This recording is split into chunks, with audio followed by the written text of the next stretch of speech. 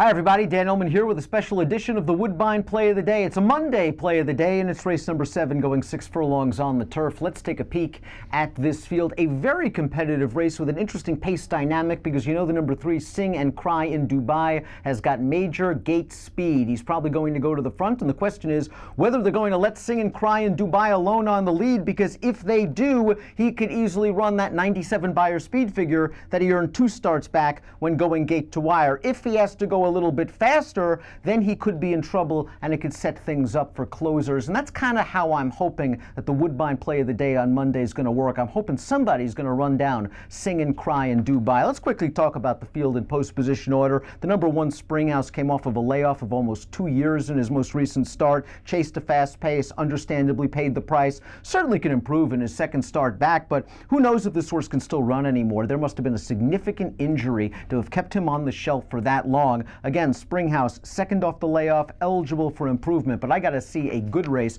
before I can back him with enthusiasm. Stormy Rush is just a cool horse. He's 10 years old. He's won 10 times in his career, but they kind of let him get away with murder last time out in that optional 40 starter allowance on a synthetic surface. They went the first quarter in 23 seconds flat, and Stormy Rush then just blew him away on the turn, opening up a big lead and then holding on late. The third place finisher did come back to win, but he needed a drop into the $19,000 claiming ranks to do so. So Stormy Rush, a horse that likes to be close, is stepping up in class, is going to have to deal with the speed of Sing and Cry in Dubai. And I'm not sure I really want to be in chase mode. Do I have to chase Sing and Cry in Dubai, grab him by the collar, throw him down, and then get hold off the closers? Not sure if Stormy Rush is up to that, but he's a horse that you could certainly use in single race exotics, maybe underneath. He's so consistent. Wedgwood's the number 4, and he's a horse that I want to surround my play around. He's a 3-year-old taking on older horses, but while we've probably seen the best from some of these horses, I'm not sure we've seen Wedgwood's best yet. This is his 3rd start of the form cycle, a rallying winner at 7 furlongs, 2 starts back,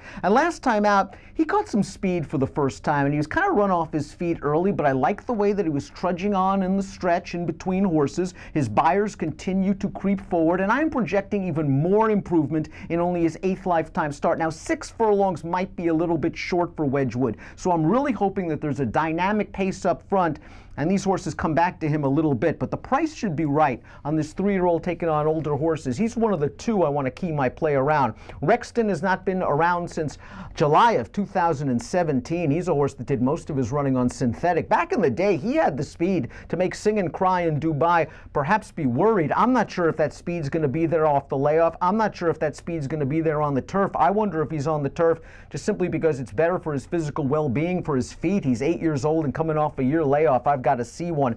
Dragon's Cry is very interesting, and I want to use him along with Wedgwood in any kind of multiple race wager like the pick 4. He's claimed out of his last race by Jim Ensom, who has great numbers off of the claim. It's a shame the Dragon's Cry was entered once since the claim and was a vet scratch. That is always worrisome, but I liked what Dragon's Cry did last time out against Sing and Cry in Dubai because no one chased Sing and Cry in Dubai. Dragon's Cry had to take up the role of chaser. He went after Sing and Cry in Dubai, and then he flattened out a little bit late. If someone else does the dirty work, maybe Stormy Rush, perhaps Dragon's Cry sits a better trip this time in 3rd, and again, I like the angle Jim Ensom off the claim. Kitten's Cat could easily win this race. Listen, Kitten's Cat has kept good company for most of his career. He's a multiple stakes winner. He's graded stakes placed. He's just a horse that's burned money in his last few races, and he finished ahead of 3 of these common foes in his most recent race when finishing just behind Sweet Little Man, a horse that came back to run 3rd in the graded Play the King Stakes with a 91 Beyer speed figure.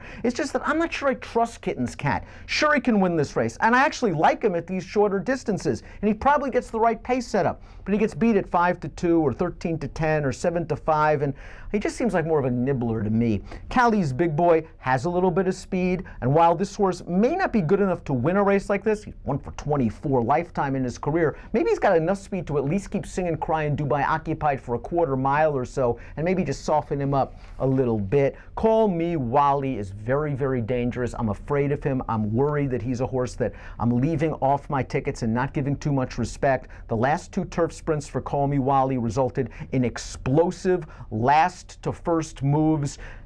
with big buyer speed figures. Now, his most recent start was his first start of the year, his first start in about 10 months. They ran him on synth, which is not his preferred surface. He ran against a Karen Road, who we know has got a ton of back class. And Call Me Wally came with a good little solid run. It was a nice starting off point for his 6-year-old campaign. And if he does catch a big pace, Call Me Wally will be rolling in the lane. I'm a little bit worried about Call Me Wally, but the 2 horses I want to focus on might offer a little bit more value. And that's Wedgwood, my top pick, and Dragon's Cry in our Woodbine Play of the Day. It's race number 7 on Monday, September the 3rd. Best of luck.